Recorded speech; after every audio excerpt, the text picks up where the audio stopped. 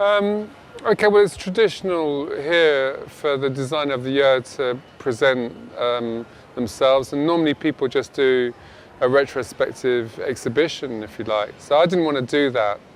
And although there's been a lot of demonstration of craft and manufacturing processes over the last few years, and we've been involved in quite a lot of them, what I wanted to do here was to try and really crack a couple of other opportunities. One which was making things in the UK, and one of them was having an idea, making it and selling it as fast as possible. So speed to market was one of the ideas.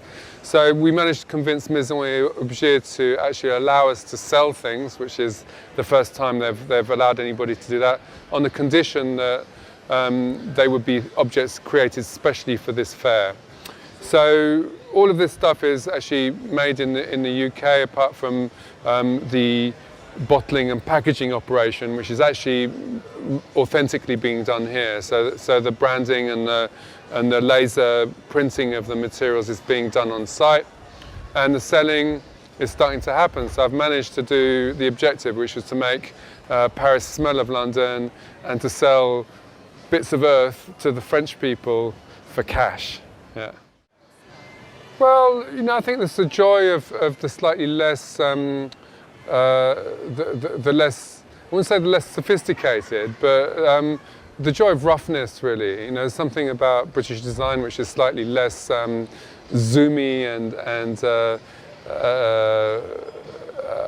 designer, I'd say, than French design. Probably less conceptual than Dutch design, probably less technically precise than German design. And so there's an element of roughness that I want to get across, the joy of things that still got a rawness and a material weight about them. So using brick as a material for diffusion of the scent came to me really after I'd looked at all kinds of other materials, charcoal and chalk and reeds and the rest of it, and ended up that the best material for diffusing perfume was actually sitting right there in front of me as the building block of London, which is brick.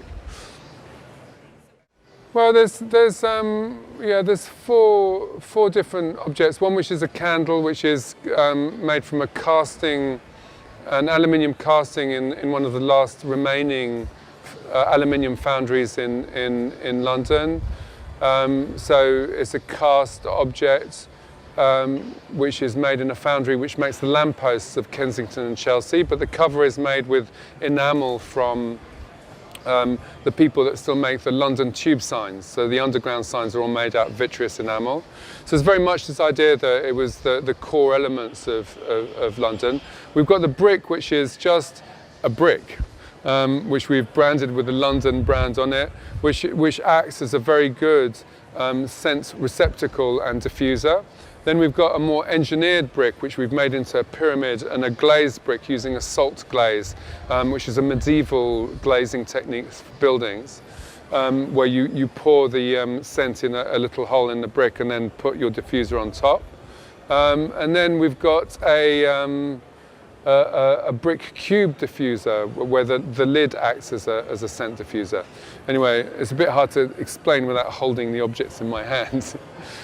So really it's this idea that a designer can have just an idea one day, wake up with an idea, grab some muds from their backyard and then make it into product. Really like an alchemist, if you like. So I like to think of the designer as alchemist, but also the designer as a communicator, interested in the means of production, but also interested in the commerce of design as well, how you sell things and to whom.